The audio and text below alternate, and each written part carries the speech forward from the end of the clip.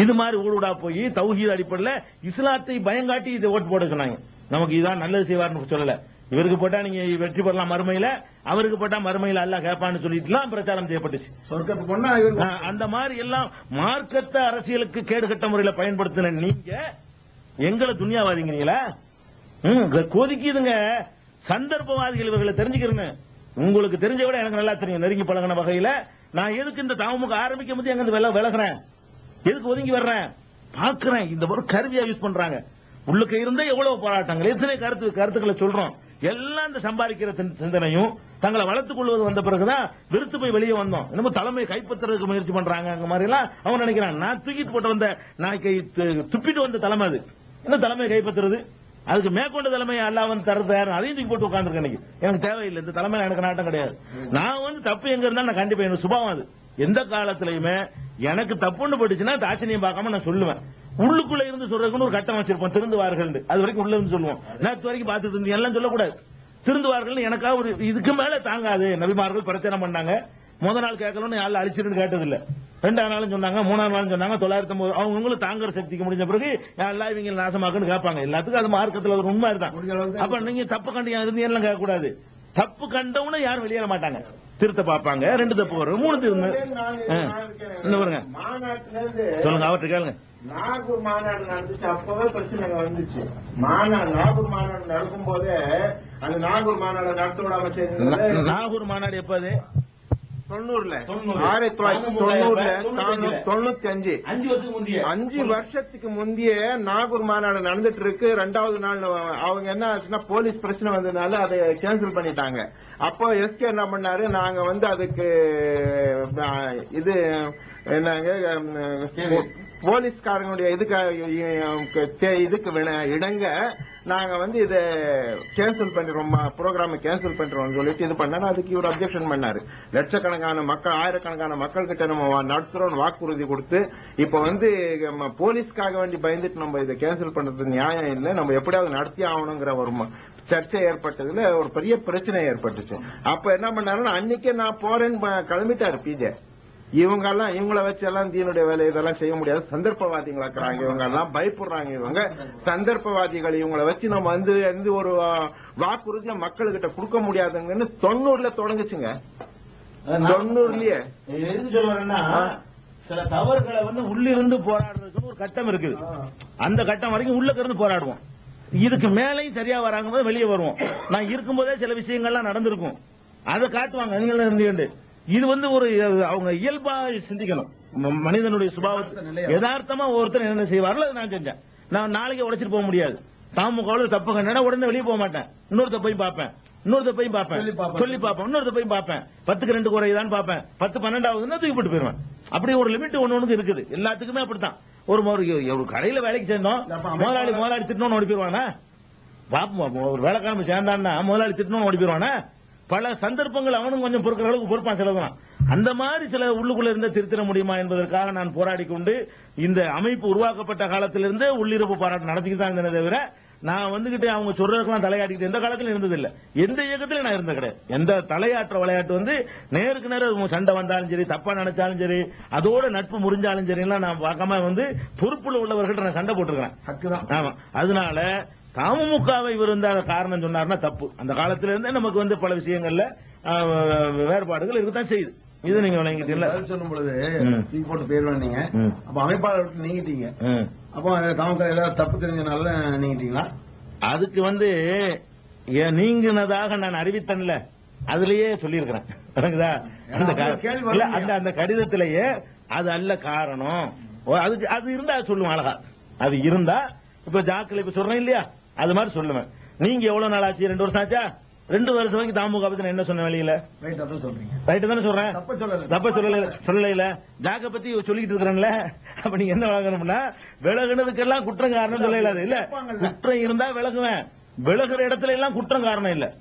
என்னுடைய வசதிக்கு விலகுவேன், என்னுடைய சுமையினால விலகுவேன். வேற குர்ஆன் தர்ஜுமா பண்ண வேண்டியிருக்கு, என்னுடைய வேலைக்கு காரணம் சொல்லிட்டு விலகி இருக்கிறேன். அதனால நீங்க இது வந்து பொறுப்புல இருந்து விலகிட்டாலும் இன்னைக்கு என்னிடத்துல ஆலோசனை கேட்கறாங்க. எனக்கு முடிஞ்ச அளவுக்கு நான் ஆலோசனை வழங்கிட்டு தான் இருக்கிறேன். அதை இதுக்கு சம்பந்தப்படுத்தக்கூடாது.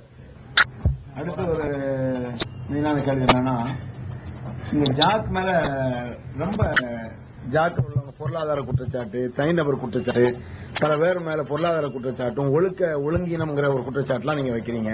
இதுக்கெல்லாம் என்ன ஆதாரம்? இவருக்கெல்லாம் வந்து குர்ஆன் இது தெரியாதவரா? அநியாயமா ஒரு மேல ஒழுங்கீனமா குற்றச்சாட்டு வச்சா எவ்வளவு கொடுக்கணும், 80 கசைடி அடிக்கணும்லாம் தெரியாதா இவருக்கு அப்படின்னு சொல்லி ஒரு கேள்வி வைக்கிறாரு. அதை விட அதை சொல்லும் பொழுது கூட ஒரு நக்கலா கூட சின்னத்திரையில் தோன்றக்கூடியங்கிற மாதிரி எல்லாம் வைக்கிறாரு. எங்களுக்கு என்ன? பல மக்களுக்கு அறிமுகமானவர், சின்ன திரையிலே அடிக்கடி காட்சி அளிக்கிறார். இப்படிப்பட்டவர் நான் பேசுகின்றால் என்ன பேசுகிறோம், நான் பேசுகின்ற இந்த கேசத்துக்கு பல பகுதிகளில் போமே என்பதை எல்லாம் கொஞ்சம் கூட கூச்சம் இல்லாமல் வாய வந்தவாறு உலகிறார். அதாவது அவர்கள் கமாலுதீன் மதனி அவர்கள் வெளியிட்டிருக்கிற அந்த ஒளி நாடாவில் நான் சொன்ன சில குற்றச்சாட்டுகளை குறிப்பிட்டு அதற்கு பதில் என்று சிலதை சொல்லி போய் சொன்னதா சொல்றார். ஆனா நான் சொன்ன குற்றச்சாட்டு எல்லாத்தையும் சொல்லல, அதான் முக்கியமானது. பல குற்றச்சாட்டுகளை வந்து கண்டுக்காம விட்டுட்டு சில குற்றச்சாட்டுகளுக்கு எதுக்கு கொஞ்சமாவது சமாளிக்க முடியுமோ அதுகளை சொல்லி இருக்கிறார். அவர் கேட்ட குற்றச்சாட்டை விட அதிகமாவே இருக்கு. அவர் சொல்றது கொஞ்சம் தான் எடுத்து போட்டிருக்காரு. அதுக்குதான் இதை சமாளிக்க முடியும்னு சொல்லி. இருந்தாலும் நம்ம சொல்லக்கூடிய இந்த குற்றச்சாட்டுகளை பொறுத்த வரைக்கும் 2 விஷயத்தை நான் உங்களுக்கு சொல்ல விரும்புறேன். ஒன்னு, இந்த குற்றச்சாட்டுகளை நான் வந்து பொது மேடையில அல்லது அவர் கவனத்துக்கு கொண்டு போகாம உங்களை மாதிரி ஆள்கிட்ட இப்படி தனிப்பட்ட முறையில் சொல்றோம் நிறுத்திக்கிட்டது இல்ல. ஒரு கட்டத்தில் நேருக்கு நேர் அவற்றை கேட்ட குற்றச்சாட்டுகள் நீங்க நல்லா விளங்கிக்கணும். இந்த குற்றச்சாட்டுகளை நானே அவரிடத்தில் நேர கேட்டிருக்கிறேன். எப்ப கேட்டிருக்கிறேன்? 38 அந்த தாயிகளை சாட்சியா வைத்துக் கொண்டு அரிஸ்டோ ஹோட்டல்ல எந்த கூட்டத்தில் வந்து தமுமுக மார்க்கத்துக்கு விரோதமானது இல்லை என்று எழுதி தந்தாரோ அந்த கூட்டத்தில் வைத்து நான் கேட்கிறேன். என்ன கேட்கிறேன்? இன்னென்ன மாதிரி ஆட்களை நீங்க நியமிச்சிருக்கிறீங்களேன்னு கேட்கிறேன். இன்னென்ன மாதிரி தப்புகள் நீங்கள் பண்ணிருக்கிறேன்னு கேட்கிறேன். எதுகளை எல்லாம் நான் பிறகு சொல்லிக் கொண்டிருக்கிறேன் இப்ப சொல்லிக் கொண்டிருக்கிறாரோ அப்பவெல்லாம் அதை அவருக்கு பதில் சொல்லவில்லை. இப்ப செட்டிங் பண்ணி சொல்றாரு தவிர அப்ப அதுக்கு என்ன பதில் சொன்னார்னு கேட்டா, அது நான் என் பொண்டாட்டிக்கெல்லாம் தெரியும் அப்படின்னு சொன்னார். என் மனைவிக்கு ஆமா என்ன பொருளாதார விஷயங்கள் எல்லாமே மனைவிக்கு தெரியும் சொன்னார். மற்றபடி உள்ள தனிப்பட்ட ஒழுக்க சம்பந்தமா சில ஆட்கள் மீது சம்பந்த குற்றச்சாட்டுக்கு வந்து ஒரு பதில் சொல்லல. அது 38 பேர் இதுக்கு இடத்துல நீங்க கேக்குறீங்க. ஆமா, அவ்வளவு பேரும் சாட்சியா இருக்கிறார்கள். கமாலுதீன் மதனி அவர்கள் அரிஸ்டோ ஹோட்டலில் உட்கார்ந்து எல்லா மௌலிகள் வந்து தாயிகள் மற்றும் சர்வீஸ்வரர்கள் மத்தியில பேசிட்டு இருக்கும்போது கணக்கு வழக்கை கேட்கும் பொழுது கணக்கு வழக்கெல்லாம் என் மனைவிட்டு தான் இருக்கு அப்படின்னு சொன்னதா, அதுல நீங்க எல்லாம் இருந்ததாக கேள்விப்பட்டோம். அதுக்கு கேசட்டோட இருக்கிறதாக கேள்விப்பட்டோம். உண்மையா? அந்த கேசட் இருக்குது. திருச்சியில ஒரு அரிஸ்டோ ஹோட்டல்ல வச்சு பேசும்போது இந்த மாதிரி சொல்லி காட்டினார். என்னுடைய மனைவிட்டு அந்த கேசட் இருக்குது. தமிழ்நாட்டோட ஒட்டுமொத்த கணக்கெல்லாம் கேசட் இருக்குல்ல, ஒட்டுமொத்த கணக்கெல்லாம் என் மனைவிட்டு இருக்குன்னு அப்படித்தானே? அந்த கணக்கு வழக்கு சம்பந்தப்பட்டு மனைவி இருக்குது அப்படின்னு. அந்த கூட நீங்க கலந்துட்டீங்களா? ஆமா, கலந்து. உங்க காதல கேட்டீங்களா? ஆமா, கேட்டேன். நல்லா நீங்க கேட்டீங்களா? எல்லாமே மனைவிக்கு தெரியும் சொன்னார். மற்றபடி உள்ள தனிப்பட்ட ஒழுக்க சம்பந்தமா சில ஆட்கள் மீது சம்பந்த குற்றச்சாட்டுக்கு வந்து ஒரு பதில் சொல்லல. அது 38 பேர் இதுக்கு இடத்துல நீங்க கேக்குறீங்க. ஆமா, அவ்வளவு பேரும் சாட்சியா இருக்கிறார்கள். அந்த 38 பேரும் மறுத்தார்களே. ஆனால் அந்த வெளியிடக்கூடாதுங்கிற கேசட்டை வெளியிடுவோம். ஒரு கேசட்ல ரெக்கார்ட் பண்ணி வச்சிருக்கோம், ஆடியோவில். அதுல நிறைய அவர் வந்து அவர் பண்ண ஊழலை அவரிடமே நான் சொல்கிறேன். அவர் செய்த தப்புகளை அவரிடமே நான் சுட்டிக்காட்டுகிறேன். அதுகளெல்லாம் வந்து ரெக்கார்ட் பண்ணப்பட்டு இது அசிங்கப்பட்டு போயிருவாரு, வெளியிடாதீங்கன்னு எல்லாரும் கேட்டுக்கிட்டாங்க. அதனால நம்ம இதுவரைக்கும் அந்த ஆடியோ கேசட்டை வெளியிடாம இருக்கிறோம். அவர் மறுக்கவே மாட்டார். அவருக்கு தெரியாது. மறுத்தாரையானால் அசிங்கப்பட்டாலும் பட்டுட்டு போறாருன்னு சொல்லி நம்ம அதை பரவல வெளியிட வேண்டியதான். அது அவர் மறுக்கவே இயலாது. அப்ப இந்த குற்றச்சாட்டுகளை நான் உங்கள்கிட்ட நேரவே சொன்னேன். அப்ப ஏன் நீங்க மறுக்கல? நேரம் சொல்ல வேண்டிய இடம் அதுதானே. உங்கள்கிட்ட சொல்றேன், தமுக மீது நீங்க குற்றச்சாட்டு போது நான் பதில் சொன்னேன். உங்க மீது நான் குற்றச்சாட்டு போது நீங்க பதில் சொல்லலையே. பொண்டாட்டிக்கு தெரியும் தானே சொன்னீங்க. அது கமாலுதீன் மதனிக்கு எனக்கு நடந்த சம்பவம் 97 நடந்த அந்த சொன்ன ஒரு மினிட்ல காட்டினேன் உங்கள்கிட்ட. அந்த கூட்டத்தில் உள்ள இருந்தாலும் அதுல குறிப்பிட்டு சொன்னதுனால ஒண்ணுக்கா வருவோம். அதாவது ஒரு 2 லட்சம் ரூபாயை வந்து அவர் செயலாளருக்கும் பொருளாளருக்கும் தெரியாமல் அவர் அன்வர் பாயிட்ட அன்வர் பாஷா ஆதி காலத்தில் செயலாளர் பொருளாளர் ஜாக்குடைய மாநில செயலாளர் மாநில பொருளாளருக்கு தெரியாமல் அன்வர் பாஷாவிடத்திலே ஜாக்குடைய பணம் 2 லட்சம் ரூபாயை தொழிலுக்கு என்று அவர் கொடுக்கிறார். யாரு? நான் சொன்ன குற்றச்சாட்டு கொடுக்கிறார். அது வந்து பிறகு அன்வர் பாய் சொல்லும் பொழுது அவங்களுக்கு அப்படியா ஜாக்காசான்னு கேட்கிற அளவுக்கு ஒரு சம்பவம் நடந்துச்சு. இதை நான் தெரியலன்னு நான் சொன்னேன். சொல்லிட்டு சொன்னேன், ஒரு பொருளாளருக்கும் ஒரு மாநில செயலாளருக்கும் தெரியாம ஒருவர் 2 லட்சம் ரூபாய் எடுக்கிறாருன்னு சொன்னா அதுல எதுவும் நடக்கிறதுக்கு வாய்ப்பு இருக்குது. இது அவர் என்ன வேணாலும் செய்யலாம். 2 லட்சம் ரூபாங்கிற ஒரு பெருந்தொகையை செயலாளருக்கும் சொல்லாம பொருளாளருக்கும் தெரியாம எடுப்பது என்பது அதுல எந்த அளவுக்கும் நடக்க வாய்ப்பு இருக்கு என்பதற்கு ஆதாரம்னு நான் சொல்லி இருந்தேன். அதுக்கு அவர் என்ன சொல்றாருன்னு கேட்டா, ஒரு சில ரெக்கார்டுகள் மாதிரி காட்டி, இந்த பத்திரங்களை காட்டி, இது பொய், தெரிஞ்சுதான் நடந்துச்சு, இந்த 2 லட்சம் ரூபாய தெரிஞ்சுதான் நடந்துச்சுன்னு சொல்லிட்டு ரஃபீக் அஹமது உஸ்மான் கான் வச்சுக்கிட்டு சொல்றாரு. அதுல சொல்றாரு, சில சான்றுகளை காட்டுறாரு. அதுலயே அவர்களுக்கு எதிரான சான்று இருக்கிறது. நான் சொல்றதுக்கு முன்னாடி இந்த அன்வர் பாய் இருக்கிறார், அவர்கிட்ட என்ன நடந்ததுன்னு கேளுங்க. அதுக்கப்புறம் பணம் பெற்றுக்கொண்டவர் அன்வர் பாஷா அவர் தான். இப்ப தௌஹீத் ஜமாஅத்தினுடைய பொருளாளராக இருக்கிறாரு. சூரா கமிட்டி, ஜாக்குடைய சூரா கமிட்டி இருக்க ஆரம்பத்தில் மஜ்லிஸ் சூரா மேல்மட்ட ஆலோசனை குழுவில் உள்ளவர். தௌஹீத்வாதிகள் 10-15 பேர் இருந்த காலத்திலேயே தௌஹீதுல உள்ளவர். ஜமியத்து சலபியா அது மாதிரி அந்த பேரணாம்பட்டில் ஆரம்பித்து நமக்கு நம்ம காலகட்டத்திலேயே அவங்க தௌஹீதா செயல்பட்டவங்க ஒரு காலத்துல. அப்ப அன்வர் பாஷாவிடத்துல இதை பத்தி கேளுங்க. அதுக்கு மேற்கொண்டு யாருக்கும் தெரியாமத்தான் அந்த பணம் எடுக்கப்பட்டுச்சுங்கிறத அந்த கேசட்லயே சான்று அவர்கள் அறியாம அல்ல வச்சிருக்கிறான். அதை நான் அப்புறம் சொல்றேன். அன்வர் பாஷா என்ன நீங்க அமீர் அவர்கள் பொருளாளருக்கும் செயலாளருக்கும் தெரியாமலே உங்கள்ட்ட பணம் வந்ததாக வீடியோ குற்றச்சாட்டு வச்சாரு. ஆமா, பணத்தை வாங்கின அதாவது அந்த பணம் 2 லட்சம் ரூபாய் 3 தவணையில், அதாவது 1 லட்சம் ரூபாய், அப்புறம் 50,000 ரூபான்னு 3 முறை தான் அந்த எஸ்கே கொடுத்திருக்காரு. அதாவது பணம் பொதுவா நாங்க பல பேர்கிட்ட வியாபாரத்துக்காக வேண்டி நம்ம வாங்கணும், இன்வெஸ்ட்மெண்ட், அதாவது லாப நஷ்டத்துல பங்கு கொடுக்கறதாக நாங்க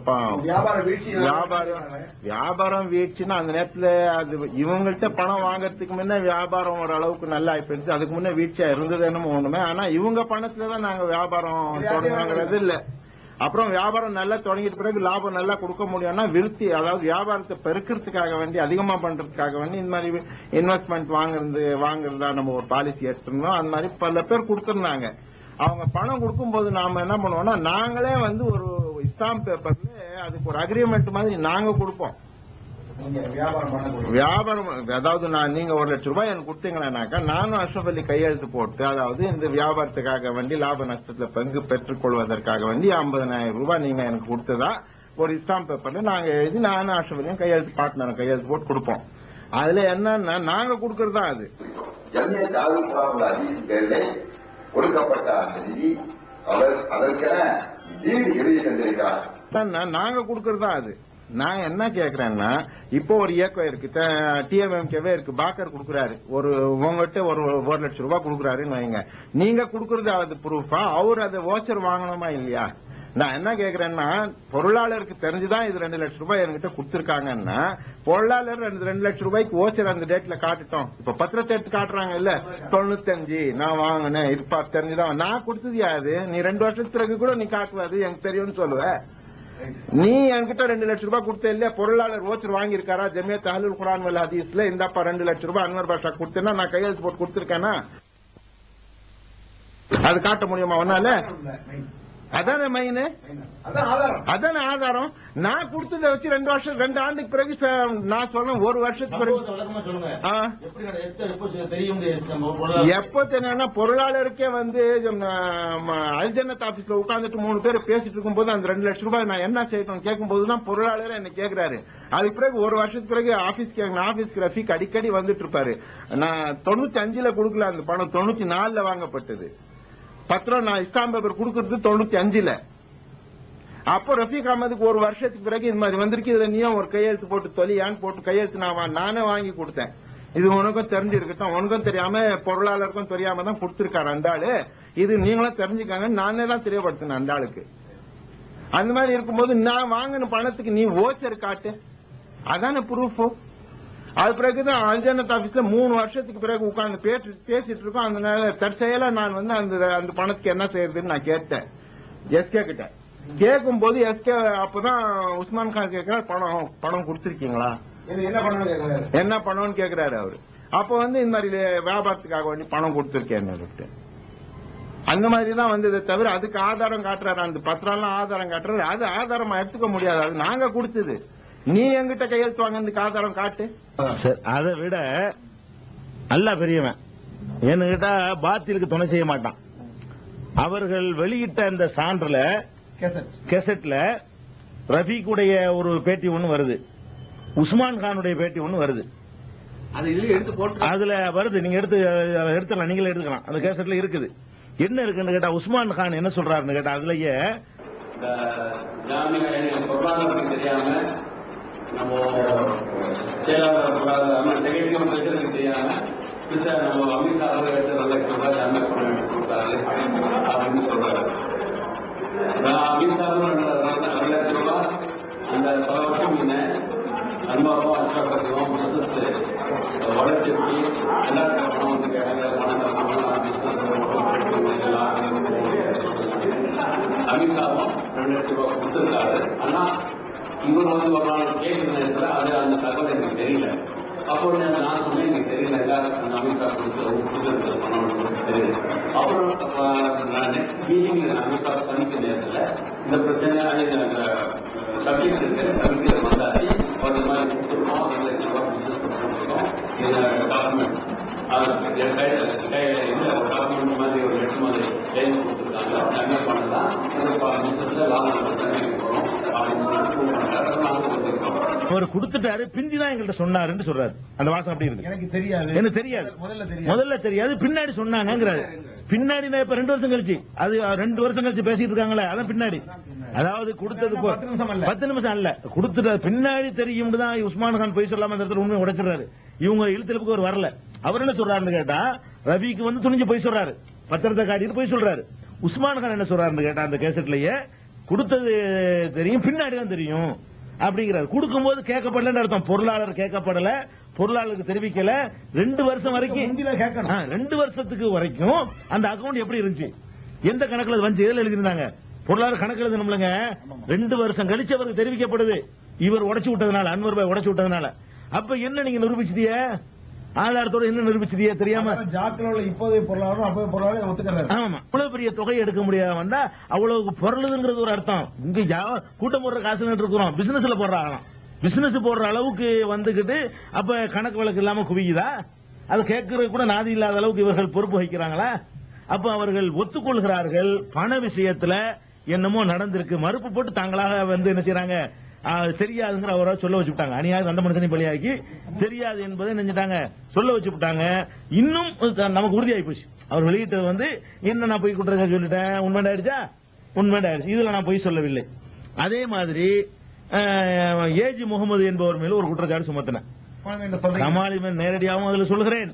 அது மாத்திரம் இல்லாம கடிதம் மூலமாகவும் அவருக்கு நான் தெரிவித்திருக்கிறேன். பல தேதியெல்லாம் யாவும் இல்ல, நான் கடிதங்களை பாதுகாத்து வைக்கிற வழக்கம் இல்ல. கடிதம் மூலமானதா நான் ஒதுங்கி வந்த காலத்திலையும் ஆலோசனை சொல்லிக்கிட்டு இருப்பேன். நம்ம ஒதுங்கி அந்த ராஜினாமாவும் கொடுத்த பிறகும் கூட நீங்க அந்த கம்ப்ளைண்ட் பண்ணீங்கன்னா ரொம்ப மோசமா இருக்கு, இன்னும் திருத்திக்கிறீங்க, ரொம்ப போற இடத்துல அசிங்கமா இருக்குன்னு நான் தெரிவிப்பேன். பல விஷயங்களை நான் தெரிவிச்சிருக்கேன் அவருக்கு. ஒதுங்கி வந்த காலத்திலையும் கூட தௌஹீத காரியத்துக்கு வேண்டி அது செய்திருக்கிறேன். அப்ப நான் சொன்னேன், இந்த கொடுக்கல் வாங்கல் டிராவல்ஸ் சொல்லி நிறைய மோசடி செய்யறதாக எனக்கு பல கம்ப்ளைண்ட்கள் வருது. அது மாதிரி வந்து அந்த பொம்பளோட போனா அந்த பொம்பளை போனான்னு சில கடிதங்கள்லாம் எனக்கு எழுதியிருந்தாங்க சில சகோதரர்கள். கடிதத்தை கவர்ல வச்சு அவர்கள் அனுப்பியிருக்கிறேன். அதாவது அனுப்பி வந்து எதுக்கு நான் சொல்றேன்னு கேட்டா, நீங்க நடவடிக்கை விசாரிங்க, தகவலா சொல்ற ஒரு தலைவர் நடவடிக்கை இருக்கிறதுக்காக வேண்டி, அவர் மீது ஹத்து அடிக்கிறதுக்காக வேண்டி உனக்கு தகவல் நான் தரல, பொறுப்பில் வைத்துக் கொள்ளலாமா என்பதற்காகத்தான் நான் தர்றேன். அதை கூட அதாவது இது இஸ்லாமிய அமீர் நடவடிக்கை எடுக்க போறாரு, ரஜ்மு செய்ய போறாருங்கிறதுக்காக நான் உனக்கு கொடுக்கல. 4 சாட்சியை கொண்டு வர்றதுக்கு, 4 சாட்சியை கொண்டு வர எதுக்கு கொண்டு வரணும்னா அவனுக்கு தண்டனை வாங்கி கொடுக்கறதுக்காக தான் 4 சாட்சி வரணும். நான் என்ன சொல்றேன், ஒரு இடத்துல பணியாற்றக்கூடிய ஒருத்தன் தௌஹீதுடைய தலைமையில் இருக்கிறவன்ட்ட சில தப்புகள் இருக்குது, இது வந்து பேர் கெட்டு போயிடும், தௌஹீதுடைய வளர்ச்சிக்கு பாதிக்குங்கிறதுக்காக வேண்டி உன் தலைவன்கிற முறையில் நான் உனக்கு தெரிவிக்கிறேன். நீ அந்த மாதிரி விமர்சனத்துக்கு அப்பாற்பட்டவர்கள் தூக்கி போட்டு நீ அந்த இயக்கத்தை நடத்தணுமே தவிர திரும்பவும் அதே மாதிரியா வந்துகிட்டு அதை நியாயப்படுத்திட்டு இருக்க கூடாது. இது போகட்டும். இது கேட்டார்ல, சாட்சி தானே கேட்கிறாரு, இன்னும் அசிங்கப்பட போறாரு. அதாவது இதை கண்டுக்கிறாம விட்டு ஆனால் பிரச்சனை இல்ல. இப்ப சாட்சி கேட்டது மூலமா என்ன செய்யறாரு, இப்ப இன்னும் அசிங்கப்பட போறாரு. என்ன அசிங்கம்? இப்ப எப்படி அதை நான் காட்டின ஆதாரம் காட்டின நிர்பந்தம் எனக்கு ஆயிடுதுல, நானா சொல்லல. இப்ப அவர் என்ற கேட்டிருக்கும் பொழுது ஹத்தடிக்கணும்ட்டாரு, என்னைய 4 சாட்சி கொண்டு வர சொன்னாரு.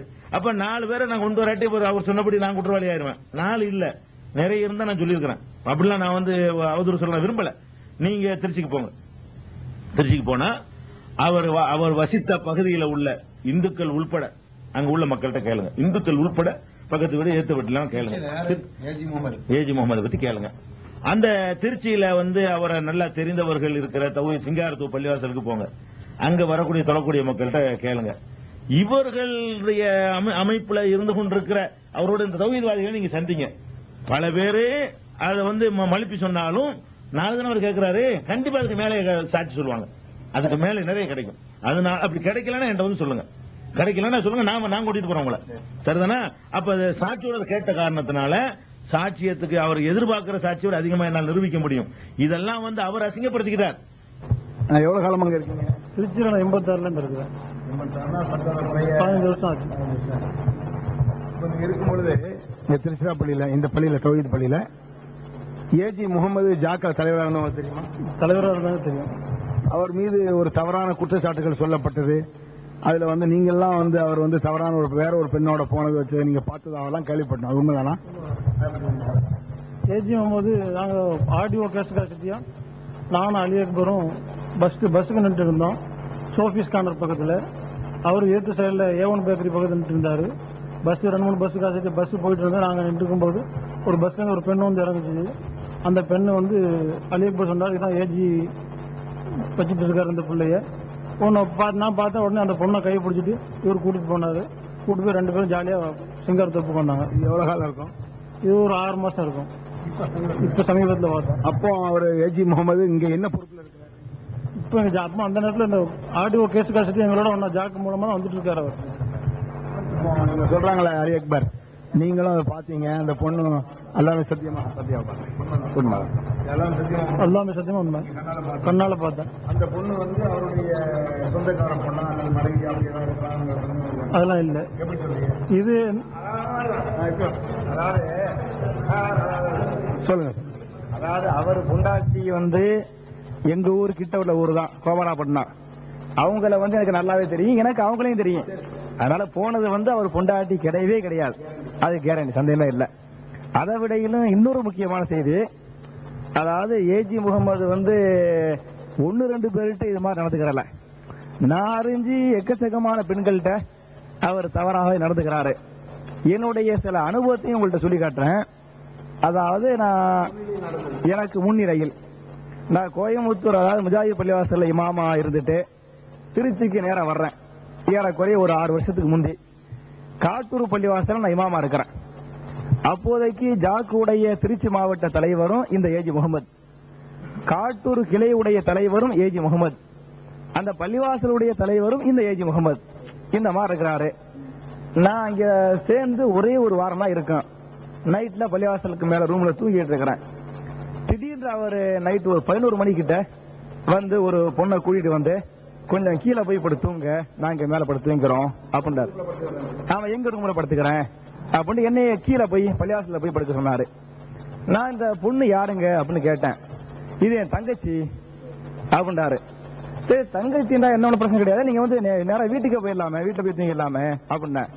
இல்ல வந்து அன்டைம் ஆயிருச்சு, எங்க அம்மா வந்து ஹார்ட் பேஷண்ட், அதனால இப்ப அன்டயத்துல போய் எங்க அம்மா நான் எழுப்ப விரும்பல, நான் இங்க தூங்கிக்கிறேன் அப்படின்றாரு. நானு எனக்கு அப்பவுமே ஒரு சின்ன சந்தேகம் இருந்துச்சு, கன்ஃபியூஸ் கட்டாயம் இருந்துச்சு. ஆனாலும் தங்கச்சின்னு சொன்னனால அப்புறம் இவரு கொஞ்சம் 5 வேளை தொழுகையாளி, பெரிய ஒரு தாடியெல்லாம் வச்சுட்டு இருப்பாரு. இப்ப எல்லாம் இருக்கிறனால ஒரு மூமின் மேல தவறான எண்ணம் கொள்ளக்கூடாதுல, இந்த அடிப்படையில நான் ஒன்னும் பெருசுப்படுத்திக்கல. நானும் கீழே பள்ளியாசல போய் தூக்கிட்டேன். காலையில ஒரு ஃப்ரெஷ்ஷா குளிச்சு எழுதிட்டு சுபுலாம் தொழு வர்றாரு. 2-3 நாள் கழிச்சு அந்த பொண்ணை வந்து பக்கத்துல வீட்டை ஒரு வாடகைக்கு பிடிச்சி அந்த வீட்டுல வைக்கிறாரு. இந்த மாதிரி பிரச்சனை போக நைட்டு இவர் போவாரு, காலையில சுபுத்துலோக்கு வருவாரு. இந்த மாதிரிலாம் போய்கிட்டு இருக்கும்போது ஒரு டைம் யதார்த்தமா ஒரு வேலையாக நான் ஏஜி முகமது வீட்டுக்கு போன் பண்ணேன். ஏஜி பொண்டாட்டி போன் எடுக்கிறாங்க, அவங்க ஏஜியுடைய மனைவி போன் எடுக்கிறாங்க. போனை எடுத்து நான் அலி அக்பர் என்னை சொன்ன உடனே அவங்க ரொம்ப ஆவுன்னு கடந்து அழுகுறாங்க. என்ன, என்னுடைய மாப்பிள்ள வந்து இந்த மாதிரி நாகூர் பொம்பளையாம, அந்த பொம்பளைக்கு பேரு சஃபியாவாம, சஃபியாவை கூட்டிட்டு அலைஞ்சு போய்கிட்டு இருக்காராம, சஃபியாவுக்கு காட்டூர்ல வாடகைக்கு ஒரு வீடை பிடிச்சு கொடுத்து அந்த வீட்டை தங்கிக்கிட்டு இருக்கிறாராம, நைட்லாம் வர்றது இல்ல போறது இல்ல, நீங்க எல்லாம் சொல்றது இல்லையா, கண்டிக்கிறது இல்லையா அப்படின்ட்டு அவங்க சொல்றாங்க. திடீர்னு நைட்டு வர்றாரு, போன்லயே அழுகுறாங்க.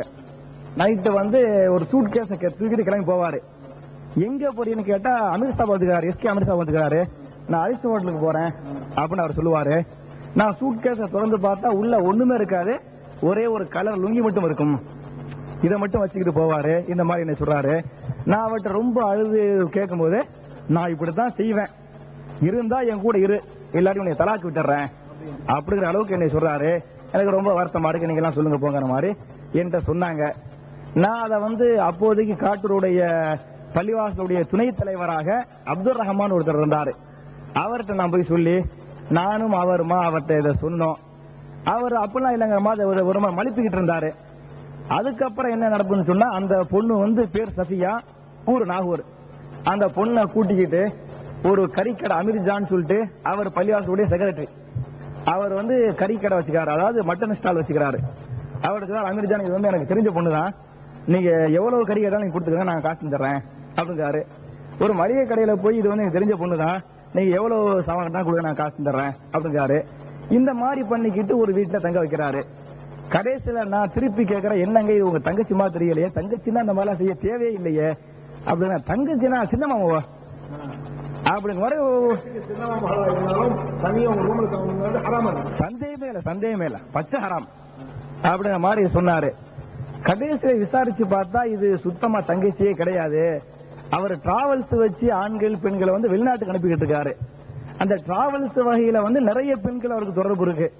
அதுல ஒரு முக்கியமான அந்த பொண்ணு பாக்குறது நல்லாவே இருக்கும், 25 வயசு இருக்கும், பாக்குறது நல்லாவே இருக்கும். அந்த ஒரு வகையில தொடர்புல தான் அவர் வச்சுக்கிட்டு இருந்தாரு. அவர்கிட்ட நான் சொல்லி பார்த்தேன், அப்துல் சொல்லி பார்த்தாரு. ஏஜி முகமது பொண்டாட்டிய காட்ரு அப்துல் ரஹ்மான் வீட்டுக்கு அவர் பொண்டாட்டிட்ட சொல்லி நீங்க எல்லாம் சேர்ந்து கண்டிங்க அப்படின்ட்டாங்க. நாங்க சொல்லி பார்த்தோம், நடக்கல. கடைசியில என்ன ஆச்சுன்னு சொன்னா, போய் சொல்லி பார்த்தாங்க, அது ஒன்னும் பெருசா ஈடுபடல. கடைசியில அந்த பொண்ணு தண்ணி பிடிச்சிக்கிட்டு இருக்கும் போது அந்த பொம்பளைக்கு வேற பொம்பளைகளுக்கு மத்தியில சண்டை வந்துருச்சு. சண்டை வந்தவனையும் அந்த பைப்படி சண்டை தெரியுமில்ல, பொம்பளைங்க எல்லாம் ஊண்டு கட்டி உன்னைய தெரியாடி அவ இவா அவளுக்கு மாதிரி பேசி உன்னை அத்தர்பாய் வச்சுக்கிறாரு. அதாவது காட்டூர்ல இவருக்கு பேர் அத்தர்பாய், புனை பேரு. ஏன் அந்த பேர் வந்துச்சுன்னு சொன்னா, ஆள் அத்தர் போட்டுக்கிட்டு நீட்டா ஜம் ஜம் வருவாரு. அதனால காட்டூர் பெண்களே அத்தர்பாய்ன்னு சொல்லுவாங்க. குறிப்பிட்ட பெண்ணு இல்ல இல்ல இல்ல இல்ல, நான் அதாவது அவருக்கு 1-2 பெண்கள் இல்ல, இவர் பார்த்தது வேற பொண்ணு, நான் பார்த்தது வேற பொண்ணையும் நானும் பார்த்தேன். நானும் புகாரி ஏஜி முகமது, ஏஜி முகமதுடைய ஒரிஜினல் மனைவி உங்களுக்கு தெரியும், நல்லாவே தெரியும். இந்த பெண்ணு வேற ஒரு பெண்ணோட போயிருக்காரு, வேற பொண்ணு உங்களுக்கு கேரண்டி. பயங்கரமா மோசமாக தலைவராக நீங்கெல்லாம் போய் நம்ம ஜாக்கிரதை மாநில தலைவர் கமல்வேட்டு சொல்லலீங்களா? நல்ல கேள்வி கேட்கறிய. நான் இந்த செய்திய அப்போதைக்கு சிங்காரத்தோப்பு பள்ளிவாசலுடைய இமாமாக சைஃபுல்லா இருக்கிறார். நான் காட்டூர் பள்ளிவாசல் இமாம், சிங்காரத்தோப்பு பள்ளிவாசல் இமாம் சைஃபுல்லா. எனக்கும் சைஃபுல்லாக்கு நல்ல ஒரு பழக்கம், நல்ல ஹெட் எல்லாத்தையும் நான் அவர்கிட்ட கலந்துக்கிறேன். இந்த விஷயத்தை நான் ரொம்ப ரொம்ப நொந்து போய் ஜாக்குடைய மாவட்ட தலைவர், கிளை தலைவர், பள்ளிவாசல் தலைவர் இப்பெல்லாம் ரொம்ப நொந்து போய் சைஃபுல்லாட்ட சொன்னேன். சைஃபுல்லா சொன்னாரு, நானும் இதை எஸ்கேட்டை எத்தி வச்சிடறேன், நீங்க கட்டாயம் எஸ்கேட்டை சொல்லிருங்க, பார்த்ததுனால நீங்க மெயினா சொல்லிருங்க அப்படின்றாரு. நான் எஸ்கேட் ஏஜி இந்த மாதிரி ஏஜ் செய்யறாரு அப்படிதான் சொன்னேன். உங்க கத்துனாரே தவிர, என்னை திட்டி அனுப்பிவிட்டாரே தவிர இதுக்கு எந்த ரெஸ்பான்ஸ் அந்த மாதிரி எந்த பேச்சு கிடையாது. இது 1-2 தடவை கிடையாது, என்னை திட்டி ஏறக்கூட 7-8 தடவை அனுப்பி விட்டு கடைசியில பேரணாம்பட்டுல ஒரு மாநாடு போட்டாங்க. அந்த மாநாட்டில் வச்சு சொன்னேன், அப்பவும் என்னை திட்டி அனுப்பி விட்டார். கம்ப்ளைண்ட் பண்ண என்னையே தான் திட்டினாரே தவிர அவரை திட்ட மாதிரி ஒண்ணும் தெரியல. அது மட்டும் இல்லாம இவங்க நம்ம சிங்காரத்தோப்பு பள்ளிவாசலுடைய பக்கத்து வீடு,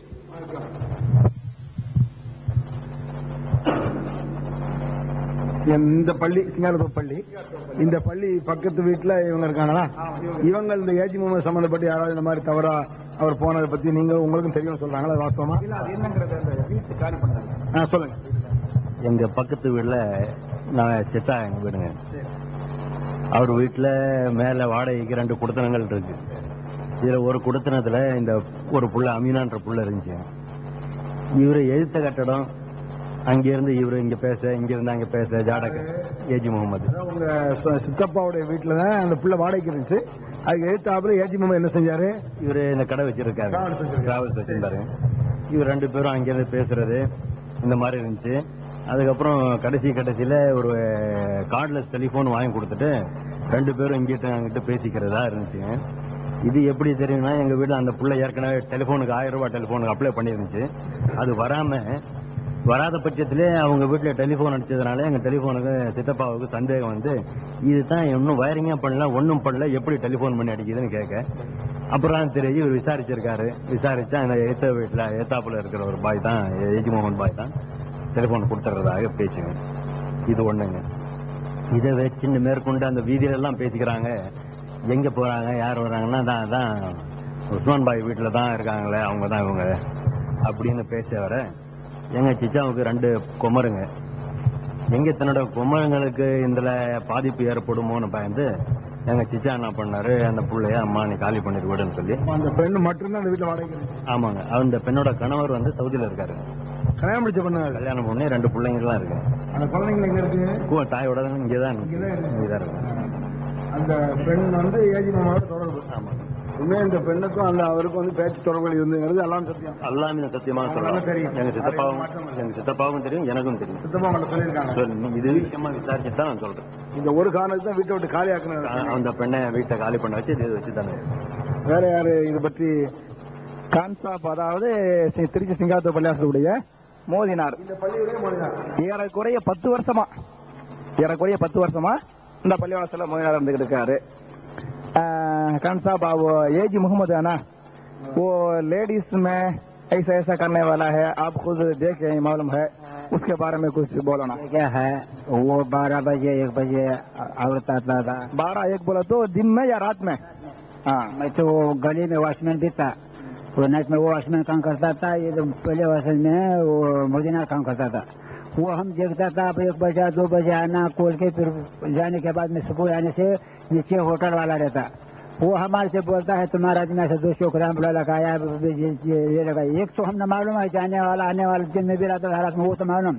दूसरा हमने मालूम है, मगर ये नीचे वाला हमने बोलता था तुम्हारा आदमी आको, 2 आदमी ऊपर ले जाओ को, 2 बजे को 1 बजे को ले लगाया, वापस बेच डाले हुए से ये चला गया। रोड में हमें देखे तो 2 जने 3 जने उसके साथ बात करना, औरत लोग 1 बजे 2 बजे सिंगार चौक में हमें देखा रात में, वो करके बातें करता, क्या बोलता था हमें वो जाता था नहीं। वो हमारे से हमें उससे बात औरतों के साथ रहे तो बात हमने करता। हमारा काम, हमारा वॉचमैन का काम है, उधर बैठ कर ये तो या दूसरा वॉचमैन के पास काम करते हैं, उन्हें है सो बात कर लेके उन्हें ये चले जाते, उसके साथ निकल जाता। ये औरत जो है ना, वो दिन में भी देखा, रात में भी देखा, उसके साथ जलता था फिरता था। हस्बैंड भी बोलता है, नीचे होटल वाला हिंदू है, वो होटल में मेरे को बुलाता, मुझे ना इधर आओ गए, आने से क्या बोलता कि तुम्हारा आदमी क्या काम करता है, ऐसा देखो क्या काम करता है भाई, ऐसा औरतों को 2 बजे 3 बजे ले रखा को, तुम इधर नहीं आता, वहाँ चढ़ता, वो इधर आपको ऊपर चढ़ा के फिर 2 बजे 3 बजे भेज जाता, 2 चौकियों को ऐसे भेज जाता करके बोले। இந்த பள்ளிக்கு முன்னால நீங்க டீக்கர் வச்சிருக்கீங்க? MS complex. MS complex. இந்த காம்ப்ளெக்ஸ் தான். இந்த காம்ப்ளெக்ஸ். இந்த டீக்கர் நேரா இந்த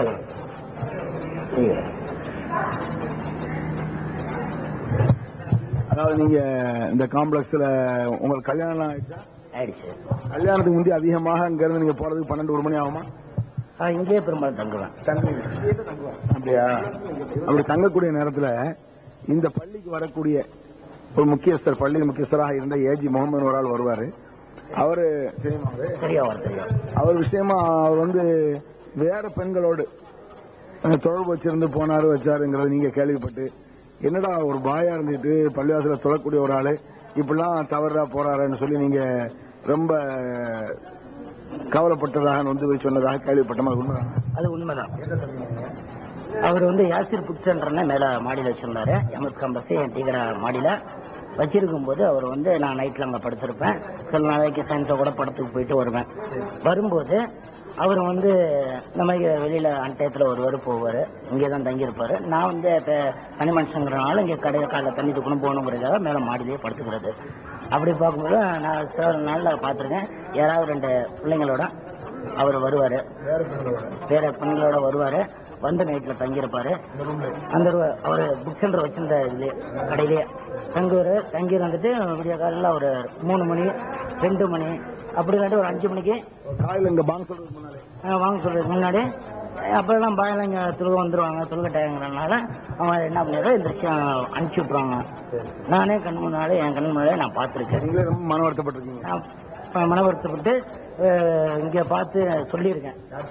இங்கே வர பள்ளிவாசலில் வர்றவங்கள்ட்ட சொல்லியிருக்கேன். தொழுகைக்கு வர்றவங்க எனக்கு சகோதரர்கள்லாம் தெரியும். தெரியவங்கள்ட்ட நான் சொல்லியிருக்கேன். சொல்லியிருக்கும் போது ஒரு நாள் வந்து சொல்லியிருக்கும்போது ஒரு நாள் வந்து இது பிரச்சனையாக கொஞ்சம் எழுந்துருச்சு. பிரச்சனை வந்துருச்சு. பிரச்சனை வரும்போது ஒரு நாள் இங்கே மோதினாரா வேலை பார்க்குறவர் வந்து அவரை வந்து இதெல்லாம் இங்கே வந்து எல்லாத்துலையும் ஏன்னா அவர் இங்கே இருக்கிறவர் கான்சாப் நல்லா தெரியும். அவர் வந்து இங்கே தான் இங்கே இருக்கிறனால இங்கே வாட்ச்மேன் இங்கே பார்த்துட்டு இங்கே இதே பள்ளிவாசலில் இருக்கிறனால இவர் ஒரு நாள் வந்து பார்த்து இங்கே சொன்னோடனே இது ஏன் சொன்னேன்ட்டு ஒரு நாள் இவரை வந்து அடிச்சு விட்டாரு. நீங்க அவர்கிட்ட சொல்ல அவர் கேட்கிறார். அவர் வந்து யாசிர்கிட்ட கேட்கும்போது யாசிர் முகமது கிட்ட கேட்கும்போது ஏஜி முகமது கிட்ட கேட்கும்போது இவரை வந்து அவர் அடிச்சு விட்டாரு. ஏஜி முகமது அடிச்சு அடிச்சாரு. அதை நான் பார்த்தேன், நல்லா பார்த்தேன், தடுத்தேன். அதாவது அநியாயமா அடிக்க வந்தாரு இவரை. அதாவது அநியாயமாக அடுத்த பெண்களோட தொடர்பு வச்சுக்கிட்டு ஏப்பா இந்த மாதிரிலாம் தப்பு செய்யலான்னு கேட்ட ஒரு பெரிய வேலை அடிக்க போனா நீங்க பாத்தீங்க. பார்த்தேன். வருது. நான் வந்து யாருக்காக பயந்து பேசணும்ல. எனக்கு முன்னாடி எனக்கு ஒரு தெய்வம் இருக்குது. என் கடைக்கு முன்னாடி அந்த தெய்வம் என்னை வாழ வச்சுக்கிட்டு இருக்கு. அந்த கடவுள் என்னை வாழ வச்சுட்டு ஓடியே எனக்கு சோத்தை கொடுத்து அவருக்கு நான் பயந்து என்னோட மனச்சாட்சிக்காரன் அவருக்கு தனிப்பட்ட விரோதம் கிடையாது, தனிப்பட்ட இதெல்லாம் கிடையாது. ஒரு அநியாயம் நடந்துச்சு, நடந்ததை நான் சொன்னேன். இதை தவிர வேற நம்பிக்கை இருக்கிறனால தான் நான் இந்த அளவுக்கு நான் அவங்களோட சகோதரர்கள்ட்ட நல்லா பேசுறேன், வரேன், போறேன். என்னடியா அவங்க ஒரு சகோதரர் இருக்கிறாங்க. இதெல்லாம் வந்து அவர் அசிங்கப்படுத்திக்கிறார். ஒரு நடவடிக்கை எடுத்து நல்ல தலைமையை போட்டு விட்டு நம்ம ஜமாத்தை காப்பாற்றுவோம்ங்கிறத விட்டுட்டு நீ ஏன் போய் இப்படி கரெக்டா தேர்ந்தெடுக்கிறான்? அதான் கேட்கறேன். உன்ட்ட என்ன கேட்கறேன்னா அது என்ன எவன் மீது குற்றச்சாட்டு வருது அவனை எல்லாம் பொறுப்புல தூக்கி போறியா? என்ன காரணம்? ரஹ்மத்துல்லாஹி மீது குற்றச்சாட்டு சுமத்தி பொதுக்குழுல வச்சு அவர் அடைக்கல் ராஜிட்ட ரூபா வாங்கின நிரூபிச்சு உணர்வுல கட்டம் கட்டி போடுறோம். அவரத்துக்கு நீ பொறுப்புல எப்படி செலக்ட் எப்படி பண்றீ? என்ன காரணம்? அதான் கேட்கறேன். யாரு எப்படி செலக்ட் பண்ணுவாங்க? அதுக்கு கள்ளன் தானே கல்லனை செலக்ட் பண்ணுவான். அப்ப எங்களுக்கு விளக்குறோம், காரண காரியத்தோட விளக்குறோம். துனியாவுடைய அமைப்பு, ஆக்கிரத்து பயம் இல்லாத ஒரு அமைப்பு. அவர் வாதப்படி அவ்வளவு மக்களும் கூடி இருந்து நிரூபிக்கப்படுது குற்றச்சாட்டு. ஒத்துக்கிறாங்க, கொடுத்தவனே ஒத்துக்கிறான், பணம் கொடுத்தவனு அவரும் மறக்க முடியல. நீங்க பொறுப்புல இருக்க வேணான்னு தூக்கி போடுறோம். அதுலயே தகுதி இல்லைங்கிறாங்க. இதுக்கு இன்னும் கூட தகுதி வேணும் நீ நினைப்பியா? அதான் தகுதி இல்லாத ஆகிறது தகுதியானவர் ஆயிட்டம் தேர்ந்தெடுத்துக்கிறீங்களேன்னு கேட்டா அவரை சேர்த்துக்கிருவீங்க. நம்ம செருப்பு வச்சிருக்காரு ரஹமத்துல்லா பாய். அவர் வந்து ஒரு 2 வருஷத்துக்கு முன்னால ட்ரோன் ஃபுட் வேறதான் ஒரு 2 வருஷத்துக்கு முன்னால தமுக திருச்சி மாவட்ட தலைவராக இருந்தார். அவர் ஒரு கையாடல் பண்ணிட்டாருங்கிறதுக்காக தமுகவில் நீக்கப்பட்டார். உணர்வுலாம் வந்துச்சு. அது என்ன நடந்துச்சு, என்ன ஏதுங்கிற பத்தி உங்களுக்கு ஏதாவது தெளிவா தெரியுமா? நல்லாவே தெரியுமா? அதை பத்தி ஃபுல்லா வளர்க்கணும். அதாவது நடந்தது என்னன்னு சொன்னா, KM ரஹமத்துல்லாங்கிற ஒருத்தர் திருச்சி மாவட்ட தமுகவுடைய தலைவராக இருந்தார். அதுக்கு முந்தைய சைஃபுல்லா தலைவராக இருக்கிறாரு. அவர் போனதுக்கு அப்புறம் இவரை தான் தமுகவுடைய தலைவராக போடுறாங்க. இது வந்து 99வது வருஷம். அப்ப பாராளுமன்ற தேர்தல் வருது.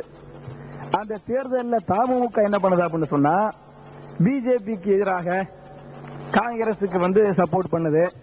இவர் வந்து தமாக யார் அடைக்கல் ராஜா வந்து தமாக இருக்கிறார்.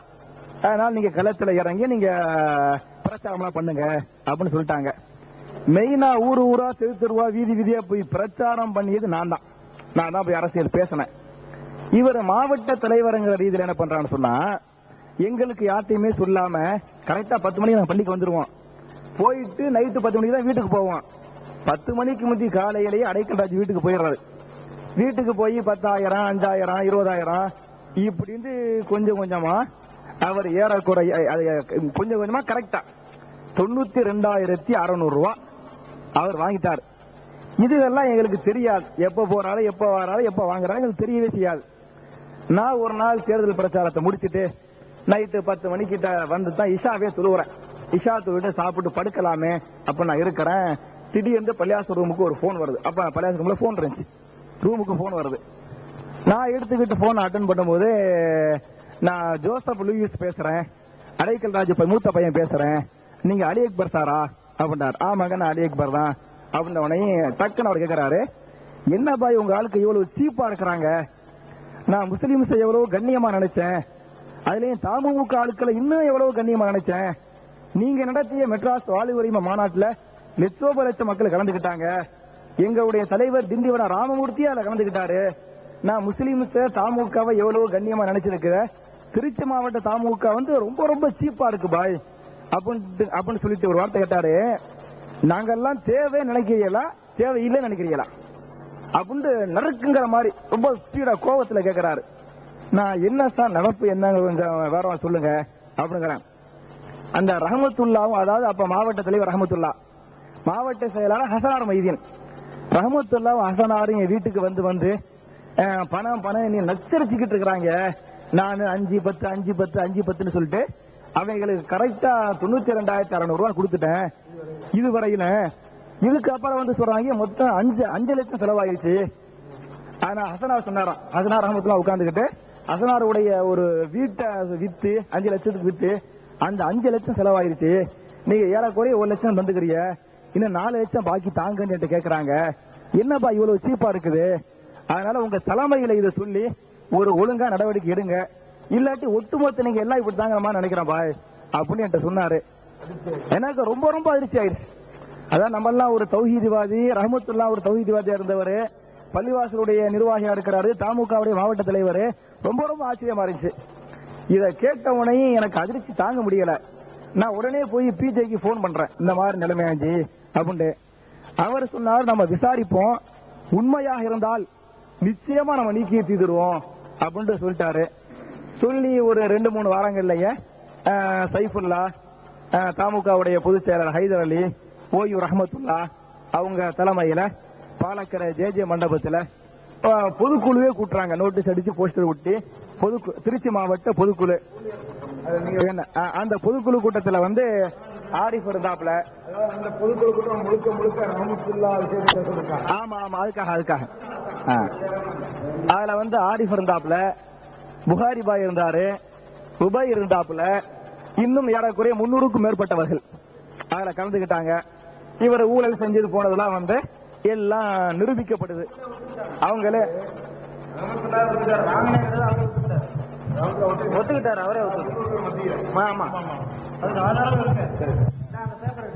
இந்த ரஹமத்துல்லாவை இப்படி நிரூபிச்சு, அதாவது 92,600 ரூபாய் வாங்கி ஊழல் பண்ணியதுனால, அது நிரூபிக்கப்பட்டதுனால தமுக வந்து அடிப்படை உறுப்பினரிலிருந்து அவரை நீக்கிறாங்க, உணர்வுல போட்டு நீக்கிறாங்க. இது உணர்வுல வந்த செய்தி. பக்கத்துல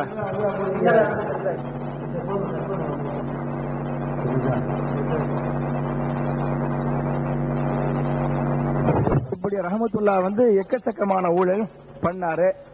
அது மட்டும் இல்லாம சதக்கத்துல் ஃபித்ர்ல கூட இப்படி அந்த காசு இப்படி நிறைய பண்றாரு. ஒரு குற்றச்சாட்டு என்ன, நம்ம பொய்யான குற்றச்சாட்டு சொல்றாங்க. அடுத்து இன்னொன்னு என்னன்னா, இந்த மதுரை பள்ளிவாச விஷயமா சில முறைகேடு நடந்தா நான் சொல்லியிருந்தேன். அதுக்கு வந்து அதுக்கு ஒரு வேற டைப்ல அவங்க பதில் சொல்றாங்க. என்ன பதில் சொல்றாங்கன்னு கேட்டா, மதுரையில வந்து யாருடைய காசுமே அதுல இல்ல, ஒருத்தர் காசு போடவே இல்ல, 10 காசு யாருடைய காசு இல்லைன்னு இமாம் முசா அந்த காசுல சொல்றாரு. ஆனா அந்த மதுரை பள்ளிவாசம் வாங்கினது, இடம் வாங்கினதெல்லாம் எப்படின்னு கேட்டா, மதுரை மாநாட்டுக்கு என்று செய்த வசூல், மதுரை மக்கள் காசு அதுல இருக்கிற வசூல் செஞ்ச மக்கள் அவங்க. அதுல இந்த மாநாடு நடக்காததுனால மிச்சம் இருந்த காசுக்கு தான் அந்த இடம் வாங்கினது. கன்வீனரா இருந்த இமாம் சொல்றாரு, மதுரை மக்கள் காசுல இடம் பெறலங்கிறாரு. அவ்வளவு கேவலம் உங்களுக்கு மக்களை பொறுத்த வரைக்கும் இப்படியான ஒரு கேவலம் வைங்களேன்.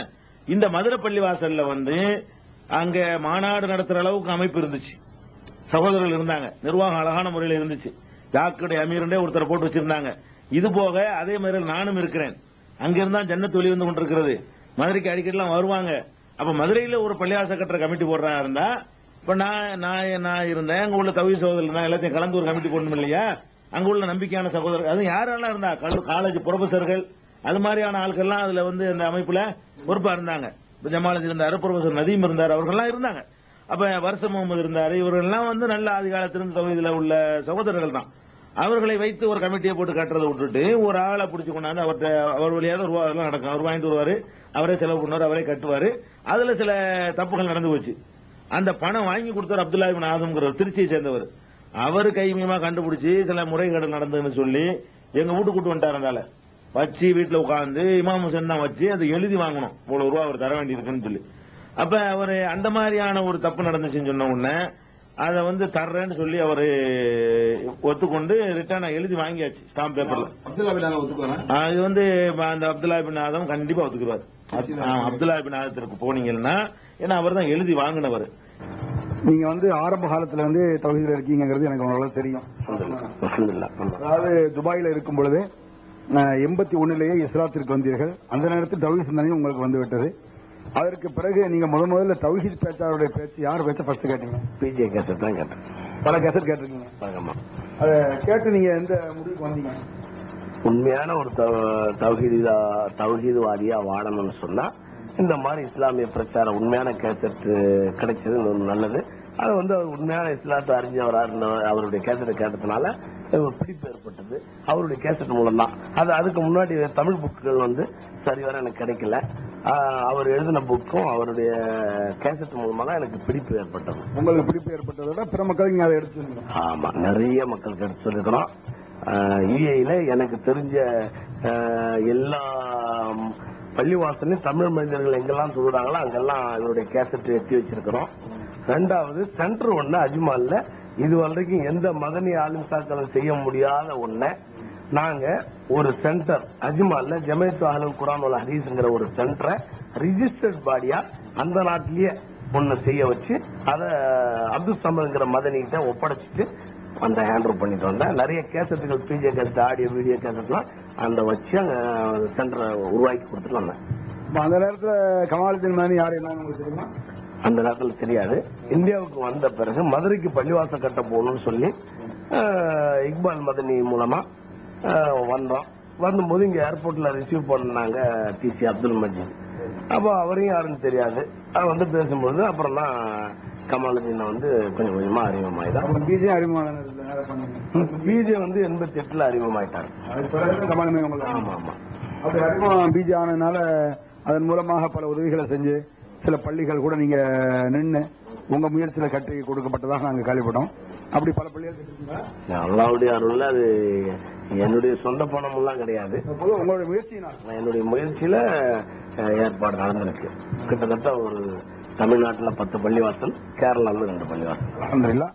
அதே மாதிரி அந்த மதுரையில அந்த பள்ளி கட்டும் பொழுது அதுல ஏதோ ஒரு பிரச்சனை ஏற்பட்டதாக உங்களுக்கும் கமாலுதீன் மதனிக்கும் குறிப்பிட்ட அங்க ஒரு பாய்கிட்ட நீங்க பணம் கொடுத்ததுனால பிரச்சனை ஏற்பட்டதாக கூட அன்றைய நேரம் நம்ம பேசணும், நீங்களும் சொல்லியிருக்கீங்க, இப்ப கூட சொன்னீங்க. அதை பற்றி சுத்தமா சொல்லுங்க.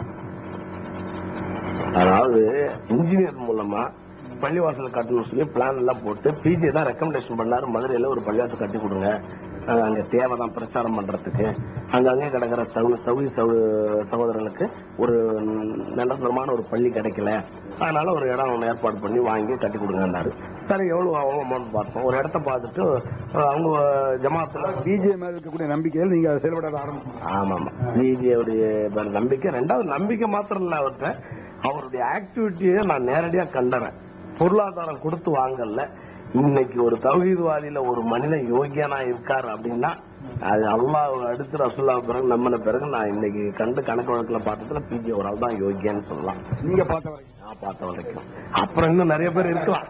நான் பழகின ஆளுக்கிட்ட உள்ளதான் மற்றபடி அந்த பண விஷயத்துல சரியாக நடந்து கொள்ளாது. நீங்க வந்து பணத்தை ஒரு ஆள்கிட்ட கொடுத்தது, அவர் ஒரு 60,000 ரூபாய சரியா கணக்கு இல்லாம மோசடி பண்ணதாக நம்ம பல தடவை பேசிருக்கிறோம். நம்ம சிங்காரத்தோப்பு பள்ளி, ஏர்போர்ட் பள்ளியில கூட அதை பத்தி பேசிருக்கோம். அது எப்படி நடந்துச்சு? அது வந்து உங்களை தவறா சித்தரிக்கிற மாதிரி சில இடங்கள்ல பேசப்படுது.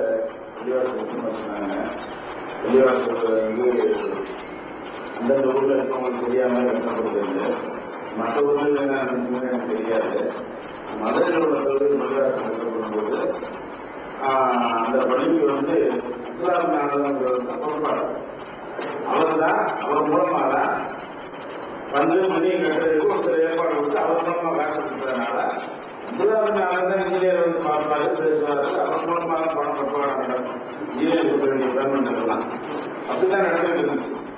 ஆனா வந்து யாருமே மதுரைக்காரங்களா இருக்க அந்த மதுரை பிள்ளையாருக்கு வாங்கினாங்க, இடம் வாங்கினதுல ஒரு பைசா மதுரைக்காரங்களுக்கு யாருக்கு பங்கு.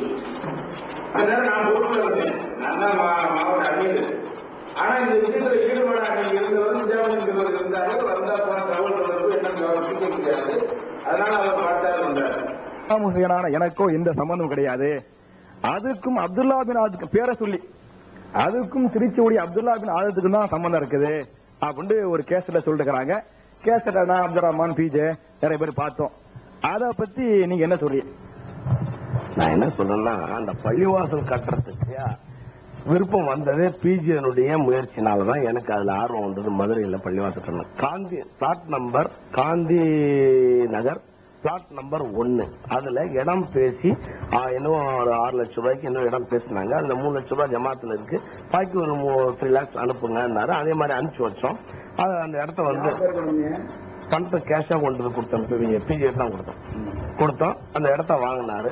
வாங்கிட்டு உடைக்கும் போது நான் வந்து பார்த்தேன். அந்த பில்டிங்கை உடைச்சு நிறைவேற்றிட்டு இருந்தாங்க. திரும்ப பிளான் போட்டு அனுப்ப சொன்னாங்க. அதே மாதிரி பிஜே வந்து எஸ்கேட்ட கலந்து எல்லாரும் ஆலோசனை பண்ணி பிளான் போட்டு அனுப்புனாங்க. திரும்ப அதுக்கு பணத்தை வந்து 8,60,000 ரூபாய் அந்த பிளான். அந்த பிளான் வந்து 8,60,000 ரூபாய்க்கு போட்டு அனுப்புனாங்க. நாங்க வந்து 7,60,000 ரூபாய் பணம் கொண்டாந்து கொடுத்துட்டேன். எங்க கொடுத்தேன்னா, சைஃபுல்லா இருக்காருல்ல, அவர்கிட்ட வந்து சிங்காரத்துக்குள்ள இமாமா இருந்தார். பள்ளிவாசல அவர் இமாமா இருந்தார். அவர் நம்ம சொன்ன மாதிரி போன் பண்ணா இந்த இடத்துக்கு போயிட்டு வாங்க அப்படின்னா போயிட்டு வருவாரு. கொஞ்சம் நம்பிக்கையா இருந்தாரு. அதனால அவர்கிட்ட நான் வந்து வீட்டுல சூட்கேஸ்ல 3,60,000 ரூபாய் பணத்தை கொண்டு கொடுத்து, இந்த பணத்தை எந்த ஸ்டேஜ் பை ஸ்டேஜா நான் கொடுக்க சொல்றேன் மதுரை பள்ளிவாசலுக்கு, நீங்க நான் போன் பண்ணி சொல்லும் போது அங்க நீங்க அனுப்புங்க. ரெண்டாவது எஸ்கேயும் அதை தெரிவிச்சுதான் அனுப்பணும். நான் வந்து முதல்ல அந்த போட்டோ இங்க இருந்து ஸ்டேஜ் பவுண்டேஷன் லெவல்ல இருக்கும், அது முடிஞ்சா இவ்வளவு அமௌண்ட் கொடுக்கணும்னு சொல்லி சஃபியுல்லான்னு ஒரு இன்ஜினியர் மதுரையில் இருக்காரு. அவர் மூலம் தான் கட்டினது. அந்த இன்ஜினியர் வந்து இந்த ஸ்டேஜ்ல இவ்வளவு ரூபா அமௌண்ட் முடிஞ்சிருச்சுங்க, இனிமே அடுத்த ஸ்டேஜுக்கு வரணும், அமௌண்ட் அட்வான்ஸ் அமௌண்ட் வேணுங்கன்னு சொன்னாரு. அப்போ அந்த மாதிரி அனுப்பிச்சுட்டு இருந்தோம். அப்ப நான் வந்து துபாயில இருந்து பணம் அனுப்பிச்சு வைக்கிறதுக்கு டிலே ஆகுங்கிறதுனால இவர்கிட்ட ஹேண்ட் ஓவர் பண்ணிட்டு போனேன். சைஃபுல்லாவிட்ட 3,00,000 ரூபாய் அனுப்பிச்சிருந்தேன். அவர் என்ன பண்ணிட்டாருன்னா, அந்த பணத்தை என்னுடைய அனுமதி இல்லாம சைஃபுல்லா எஸ்கே சொன்னார் சொல்லிட்டு பணத்தை ஃபுல் அமௌண்ட்டையும் அப்படியே நிலாமுத்தீன் அப்படிங்கிற ஒரு வயசானவருங்கிற மதுரை ஜமாத்துல ஒருத்தர் கொடுத்துட்டாரு. சொன்னதாக அமீர் சொன்னதான்னு சொல்லி இவர் கொடுத்துட்டாரு. உடனே நான் அங்க இருந்து வந்து எனக்கு அந்த இன்ஜினியர் சஃபியுல்லாங்கிறவரு, அதாவது எஸ்கே தான் பணத்தை கொடுக்க சொன்னாரு, உங்கள்கிட்ட சைஃபுல்லா சொன்னாரோ? ஆமா, அப்படிதான் சொன்னார். உடனே வந்து நான் துபாயில இருந்து லீவ் போட்டு எமர்ஜென்சி லீவ் போட்டு வந்துட்டேன். எதுக்காக வந்தேன்னா, சஃபியுல்லா இன்ஜினியருங்கிறவரு ஒரு போன் பண்ணாரு. ஏங்க நீங்க தானே இன்சார்ஜ் அப்துல்லா பின் ஆதம் தானே பேசுறீங்க, இந்த நம்பர் எனக்கு கிடைக்கிறது ரொம்ப கஷ்டமா இருந்து கிடைச்சதுங்க, எனக்கு வந்து பணம் வந்து சேரலைங்க, 5 லட்சம் ரூபா தான் இது வந்து சேர்ந்துருக்கு, அதனால கட்டணம் நிக்குதுங்க அப்படின்னா. இல்லங்க நான் 7,60,000 ரூபாய்க்கு பணம் கொடுத்துருக்கேன், 8,60,000 ரூபாய் அது வந்து எஸ்டிமேட், நான் வந்து பணம் கொடுத்துட்டேன், சைஃபுல்லா இமாம்கிட்ட இருக்கு, நான் பணம் அனுப்புறேன், நீங்க கவலைப்படாதீங்க. அப்படியா இவ்வளவு அமௌண்ட் கொடுத்துருக்கா தெரியலையே, நான் முடிச்சிருப்பேனே அப்படின்னாரு. சார் நான் வர்றேன் வந்து பாத்துக்கிறேன். உடனே அங்க இருந்து எமர்ஜென்சி லீவ்ல வந்தேன்னா சைஃபுல்லா உடனே கூப்பிட்டு கேட்டேன், பணம் இருக்கா, என்ன ஆச்சு, என்ன வரும்னா, அது அமீர் சொல்லிட்டாருங்க, நான் கொடுக்கறதும் கொடுத்துட்டேங்க. யார்கிட்ட கொடுத்தீங்க அப்படின்னா, இந்த மாதிரி நிசாமுத்தீன் ஒருத்தர் இருக்காரு, அவர் தான் இன்சார்ஜா இருக்காரு அந்த ஜமாத்துல. ஜமாத்துக்கு அவருக்கு சம்பந்தம் இல்லையாம நான் பொதுவா ஒரு ஆள்கிட்ட ஒரு இண்டிவிஜுவல் பர்சனை கொடுத்து போர்மன் மாதிரி வச்சு எஸ்கே அந்த பள்ளிவாசல் கட்டிக்கிட்டு இருக்காரு. எங்க நான் தானே உங்கள்கிட்ட வந்து அமானத்து கொடுத்துட்டு போனேன், நான் அந்த போட்டோவை பார்த்து நான் இவ்வளவு ரூபா அமௌண்ட் கொடுங்கன்னு சொன்னா நீங்க கொண்டு கொடுக்கலாமே அப்படின்னா, இல்ல அமீர் சொல்லிட்டாரு, அமீர் வார்த்தைக்கு கட்டுப்பட்டு நடக்கணும் அப்படிங்கறதுனால நான் கொடுத்துட்டேன். அப்ப நான் அமீருக்கு முன்னாடி நான் சொல்லிருக்கேன், அதனால கொஞ்சம் மனஸ்தாபம் ஏற்பட்டு அப்புறம் கணக்கு வழக்கம் பார்ப்போம், ஏதோ அப்படியே பொறுத்துக்கிட்டேன். ஆமா, ஒத்துக்கிட்டு திடீர்னு கணக்கு வழக்கு பார்க்கணுங்கிற எனக்கு ஒரு எண்ணம் வந்துருச்சு. ஏன்னா 15 days தான் நான் வந்து எமர்ஜென்சி லீவ் எடுத்து வந்திருக்கேன். உடனே நான் ராமத்துல்லான்னு ஒருத்தர் இருக்காரு, கிங் ஃபுட்வேருடைய ஓனர், அவரும் சைஃபுல்லா இமாமும் நானும் 3 பேரும் உடனே மதுரைக்கு போனோம். மதுரைக்கு போயிட்டு உடனே நிசாமுத்தீனை கண்டுபிடிச்சோம். பள்ளியில இருந்து அவர் ஆபீஸ்ல இருந்து போய் பிடிச்சாந்து உட்கார வச்சு கணக்கு வழக்கு பார்த்தேன். யார் முன்னாடினா உலவி முஹைதீன் உலவின்னு ஒருத்தர் இருக்காரு அங்க மதுரையில, அந்த மௌலவியும் இமாம் ஹுசேன் வக்கீல் இருக்காரு, அதான் இப்ப ஜாக்கோடைய மாவட்ட தலைவர். அவரு இப்படி நாங்க 2-3 பேர் சேர்ந்து உட்கார வச்சு பேசணும். அப்ப ரொம்ப வளவளன்னு இழுத்துக்கிட்டு போச்சு. அது திரும்ப கணக்கு வழக்கெல்லாம் பார்க்கணும், அங்க இருக்கு இங்க இருக்கு, கொஞ்சம் கரெக்டா கணக்கு கொடுத்தே ஆகணும். நிசாமுத்தீன் அதனால என்ன பண்ணணும், ஆமா உடனே பிஜே கூட சந்திச்சு அந்த நேரத்துல போனோம். கணக்கை கரெக்டா பார்த்து நீங்க பாத்துங்கன்னு சொன்னாரு பிஜே. அப்புறம் திரும்ப வந்து உட்காந்து நிசாமுத்தீன் இவரு இமாம் ஹுசேன் வீட்டுல உட்காந்து கூப்பிட்டு வச்சு கேட்டு கணக்கு வழக்கெல்லாம் பார்த்தேன். அப்புறம் வந்து 60,000 ரூபாய் பணம் ஷார்டேஜா இருக்கு அவர்கிட்ட. பாக்கி 2 லட்சம் ரூபாய் எங்கன்னா கணக்கு 2 லட்சம் ரூபாய் எஸ்கேட் இருக்கு. அந்த 2 லட்சம் எப்படி எஸ்கேட் இருக்குன்னா, பணம் ஸ்டேஜ் வந்தா இப்ப கொடுத்துடலாம் அப்படின்னு அவர் வாங்கிட்டு போயிருக்காரு அப்படின்னா சார் 2 லட்சம் ரூபாய் பணம் என்னன்னு சொன்னா உடனே அவர் கொடுத்தாரு. எப்படின்னா 50,000 ரூபாய் வச்சுட்டு 1.5 லட்சம் ரூபாய் மாத்திரம் ஷெஃபீல் இன்ஜினியர் கொடுத்து அனுப்பினார். பாக்கி 50,000 இருக்கு. ஆமா, பாக்கி பணம் எஸ்கே கொடுத்துட்டாரு. சரி, இந்த பணம் எங்கன்னா இந்த பணம் அம்மா பட்டணம் அப்படிங்கிற இடத்துல கொஞ்சம் முஸ்லீம்களுக்கும் முஸ்லீம் அல்லாதவர்களுக்கும் தகராறு ஏற்பட்டதுனால சில விளைவுகளுக்கு செலவுக்காக வச்சிருக்கணும். நான் அதை ஒத்துக்கல. பள்ளிவாசல் பணத்தை வந்து பள்ளிவாசலுக்கு தான் உபயோகப்படுத்தணும். அது வேற ஏதாவது தேவைப்பட்டுனா கேளுங்க, எங்கள்கிட்ட ஏதாவது உதவி இருந்தா நாங்க செய்யறோம். இந்த பணத்தை உடனே நீங்க ஹேண்ட் ஓவர் பண்ணி ஆகணும். அமீர் இந்த மாதிரிலாம் without permission you should not take அப்படின்னு சொல்லிட்டேன் அமீர்கிட்ட. ஆமா, எடுத்துட்டு போயிட்டார், பணத்தை வாங்கிட்டு போயிட்டார், சேவிலாட்டு வாங்கிட்டு போயிட்டார். முன்னாடியே நான் வந்த உடனே போன் பண்ணி கேட்கறேன், இந்த மாதிரிங்க என்கிட்ட பணம் இருக்குங்க அப்படின்னாரு. உடனே அந்த பணத்தை வந்து நான் ஒரு பையன் அனுப்புறேன், இன்ஜினியருடைய பையன் அனுப்புறேன், அந்த பணத்தை கொடுத்து அனுப்பணும் அப்படிங்க. சரி, இன்னும் அனுப்புங்க, உங்களால சம்மதிக்கலாம்னா நான் கொடுத்துட்றேன் அப்படின்னாரு. அப்புறம் போர்ஸ் பண்ணி அனுப்பணும். கண்ணன்ங்கிற இன்ஜினியரை அனுப்பிச்சேன். கையெழுத்து வாங்கி வச்சிருக்கேன். என்கிட்ட ப்ரூஃப் தான், எந்த விஷயம் பேசினாலும் ப்ரூஃபோட தான் பேசுறேன். அதனால உடனே கண்ணன்கிற இன்ஜினியரை அனுப்பிச்சேன். அவர் அனுப்பிச்சும் போது 45,000 கொடுத்து அனுப்பிச்சாரு. 5,000 ரூபாய் இல்ல. என்ன விஷயம்னா அம்மா பணத்துல அங்க செலவாகி போச்சு, இப்போதைக்கு தான் இருக்கு பணம் கையில் அப்படின்னா. சரி, நம்ம 40,000 வாங்கி அந்த ஷெஃபீல் இன்ஜினியர்ட்ட கொடுத்தாச்சு, ஹேண்ட் ஓவர் பண்ணியாச்சு. அது இல்லாம அப்புறம் வந்து சில சாமான்லாம் வந்து கொஞ்சம் குறையுது, பிளம்பர் அந்த வேலையில ஒரு 25,000 ரூபாய் பணங்கள்னா இமாம் ஹுசைன் பணம் கொடுத்து அந்த வேலையும் பார்க்க சொன்னோம். அதனால இங்க 60,000 ரூபாய் வந்து இவரு வந்து நிலாமுதீன் நான் கொடுத்துறேன் பணத்தை அப்படின்னாரு. எப்படி பணம் கொடுத்து, எப்படி இந்த பள்ளிவாசலுடைய பணம் எங்க போச்சு அப்படின்னு கேட்டோம். இருக்கணும், மிச்ச பணம் வேலை ஆன பிறகு பாக்கி பணம் பெட்டியில் தானே இருக்கணும். எங்க போகுது, பெட்டி கேஷ்ல இருந்து எடுத்தா பாக்கி பணம் பேலன்ஸ் இருந்தான் ஆகணும் அப்படின்னு கேட்டேன். அப்ப அதுக்கு என்ன சொன்னாருன்னா, என் பையன் 14 வயசு பையன் சும்மா இருக்கிறான் படிச்சுட்டு, அவனுக்கு ஒரு கிரில் கடை வச்சு கொடுத்தோம்னா பள்ளிவாசலுக்கும் கிரில் செய்ய வேண்டியது இருக்கு, அதையும் செஞ்சு அதோட அமௌண்ட் இதுல கழிச்சிட்டு பாக்கி ஏதாவது 1-2 இருந்தா நம்ம கொடுத்துக்கலாம். உடனே அங்கிருந்தே போன் பண்ணி மதுரையில இருந்து சைஃபுல்லா, ராமத்துல்லா, நான், இமாம் ஹுசேன், உலவி எல்லாரையும் வச்சுக்கிட்டு எஸ்டிடி பூத்துல அங்கிருந்தே போன் பண்ணணும் எஸ்கேக்கு. எஸ்கே பேசினாரு. அவருக்கும் கொஞ்சம் வாக்குவாதமா நடந்துகிட்டு இருந்தது. நிஜாமுதீனுக்கும் எஸ்கேக்கும் பணத்தை கொடுத்தாதான் போவேன்னு சொல்லிட்டேன். பணம் பள்ளிவாசல் பணம் வாங்கி கொடுத்துட்டு தான் போவேன், பணம் இல்லாம நவர மாட்டேன்னு சொல்லிட்டேன். அப்ப அந்த பணம் கொடுக்கணும், வீடு தான் விற்கணும் அப்படின்னா. வீடு என்ன வேலை, பாக்கி பணத்தை வாங்கி கையில அது நான் பாத்துக்கிறேன் அப்படின்னு சொன்னேன். திரும்ப டாக்குமெண்ட் எல்லாம் இங்க இல்ல அப்படின்னா, எங்க இருக்கு கொண்டு வா அப்படின்னு சொன்ன. பள்ளிவாசல் பணத்தை சாப்பிட்டவன விட மாட்டேன்னா அப்படின்னு சொன்னேன். திரும்ப வந்து ப்ராமிசரி நோட்டு எழுதி கொடுத்துட்றேன், நான் வந்து பணத்தை திருப்பி கொடுத்துறேன், 30 நாள் டைம் கொடுங்கன்னாரு. அதை இமாம் ஹுசேன் வக்கீல் இருக்காரு, அவர் பேருக்கு ப்ராமிசரி நோட்டு எழுதி அவர் தான் இனிமே இந்த பள்ளிவாசல் இன்சார்ஜ் அப்படின்னு சொல்லி பிஜேட்ட கேட்டேன். அவர்கிட்ட ஒப்படைங்க, அவர் சரியா இருப்பாரு, வக்கீல் வந்து இமாம் ஹுசேன் வந்து வக்கீல் சரியா இருப்பாரு, நீங்க அவர்கிட்ட ஒப்படைக்கலாம் அப்படின்னு பிஜே சொன்னார். அதன் பிறகுதான் நான் வந்து அவர் பேருக்கு ப்ராமிசரி நோட்டு அவர் எழுதி வாங்க சொல்லி அந்த 60,000 நோட்டு அவர்கிட்ட தான் இருக்கு வாங்கினேன். அதனால அவர்கிட்ட எழுதி வாங்கி கையெழுத்து வாங்கி போட்டு, கையெழுத்தும் வாங்கிட்டு வந்த நோட்டுல அவர்கிட்ட தான் இமாம் ஹுசேன் ஒப்படைச்சாங்க. இது வரைக்கும் 60,000 வரல. அதனாலதான் இந்த தமிழ்நாட்டுல பள்ளிவாசல் கட்டுற வேலையை நிறுத்தணும். இப்ப நீங்க சொன்ன செய்தியெல்லாம் அல்லாஹ்வின் சத்தியமாக உண்மைதான். அல்லாஹ்வின் மீது ஆணையாக இந்த செய்தியில ஏதாவது ஒரு செய்தி பொய்ன்னு சொல்றதுக்கு யாருக்காவது யோசனை இருந்தா ப்ரூஃப் எடுத்து சொல்லலாம். அப்துல்லா பின் ஆசிர் கேட்டீங்கன்னா இவ்வளவு ரூபா முறைகேடு நடந்தது வாஸ்தவம் தான் அவர் சொல்லுவார். இதுக்கு என்ன காரணம், இந்த முறைகேடு காரணம் என்ன, ஒரு கமிட்டி போடப்படல, கேள்வி கேட்பார் இல்ல, இவர் ஒருத்தட்ட கொடுப்பாரு, அவர் கொடுத்ததான் கணக்கு, இதுதான் காரணம். இதுல வேடிக்கை என்ன தெரியுமா, அதை இவர் மன்னிக்கிறார், அதான் முக்கியம். கமால் இந்த 60,000 ரூபாய் வந்து பரவாயில்ல மன்னிக்கிறார். நான் கேட்கிறேன், இவர் ஒரு 10,000 ரூபாய் ஒரு ஆளுக்கு இவர் சொந்த காசை கொடுத்து மன்னிப்பாரா, இவர் அக்கௌண்ட் காசு தான் மன்னிப்பாரா நான் கேட்கிறேன். அப்ப பொது காசுன்னு நீ யார் மன்னிக்கிறது? 60,000 ரூபாய் ஒரு மக்களுடைய காசு, அவன் கஷ்டப்பட்டு ரத்தி வரவு சிந்தி அரபு நாட்டு பாலைவனத்துல உழைச்சவனுடைய காசுலாம் அமைப்புக்கு வருது. அப்படிப்பட்டு கஷ்டப்பட்டு உன்னை நம்பி தரக்கூடிய காசை வந்து 60,000 ரூபாய் ஒரு நேரத்தில் அவன் ரிட்டனை வாங்கிக்கூடிய ஏற்பாடு நாங்க பண்ணிக்கிட்டு இருக்க, நீ மன்னிக்க நீ யார்? அவனுடைய கேள்வி. மன்னிச்சது மட்டும் இல்ல, 5 பேர் கொண்ட நிர்வாக குழு போடுறாங்க, அவர் அதுல இடம்பெறாரு.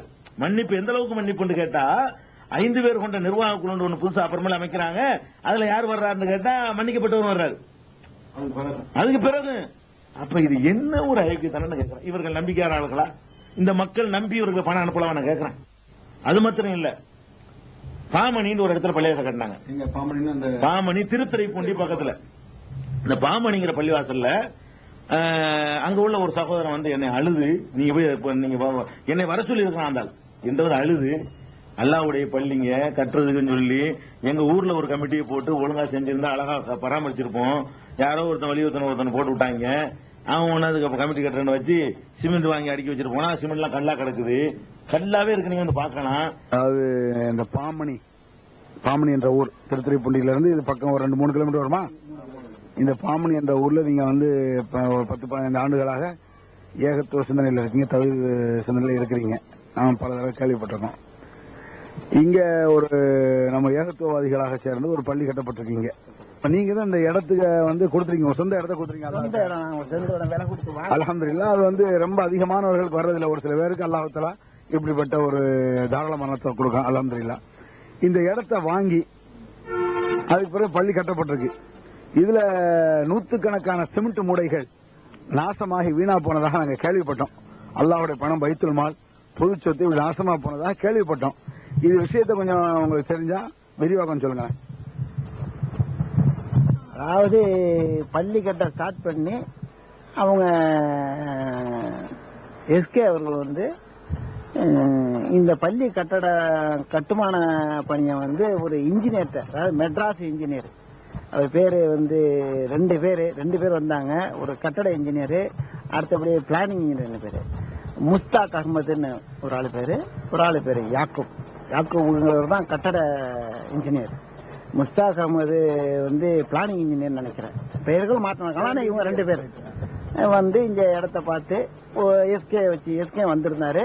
உட்காந்து பேசி ஒரு 600 சதுரத்துக்குள்ள ஓடணும்னு சொல்லிவிட்டு அந்த 600 சதுரத்துக்கு கயத்தையும் கட்டுவிட்டு போகும்போது ஒரு அசிஸ்டன்ட் இன்ஜினியர் விட்டுட்டு இருந்தாரு. ஒரு டென்ட் ஒன்று போட்டு வைங்க, ஸ்டோரேஜ் ஒன்று போட்டு வைங்க, நான் வந்து சிமெண்ட் மூட்டை அனுப்புறேன் அப்படின்ட்டு. ராசிங்கிற ஆந்திரா சிமெண்ட் ஒரு லோடு ஃபுல்லா வந்துச்சு. அதாவது மெட்ராஸ்ல இருந்து தான் வருது. 105 மூட்டை இருப்பு இருந்து போச்சு. அதாவது தேவையை விட அதிகமா கொண்டு வந்து இறக்கிட்டாங்க. அந்த பள்ளிக்கு தேவையானதுதான், ஆனா அவங்க தேவையை பூர்த்தி செய்யல, முறையாக பயன்படுத்தல. அது வாரியோட அரைக்குறையோட விட்டு போயிட்டாங்க. அந்த ஸ்லாப் போட்டதோட விட்டு போயிட்டாங்க. அதுக்கும் பிறகு 130 மூட்டை நாங்க வாங்கியிருக்கோம். ஆனா இதையெல்லாம் முறையா செஞ்சிருந்தாங்கன்னா, திறப்புழா பண்ற அளவுக்கு அந்த பள்ளியை தெளிவுபடுத்திருந்தாங்கன்னா அந்த மூட்டை தேவைதான். அந்த பள்ளிக்கு 260 மூட்டை தேவை. இடையில கவனிப்பாளருக்கு போடப்பட்டது. ஒரு 6 மாசங்களை வந்து அதை விடுபட்டு கடந்து போச்சு. அப்ப இந்த மாதிரி ஏற்பட்டதை நீங்க வந்து ஆரம்பத்திலேயே இந்த மாதிரி கவனிப்பாளர் நாங்க உள்ளூர் ஆளுக்கு இருக்கோம், எங்கள்ட்ட தாங்க, நாங்க கவனிக்கிறோம், பொறுப்பா இருந்து செய்யறோம்னு சொல்லி நீங்க யாருமே அப்படி கேட்கல.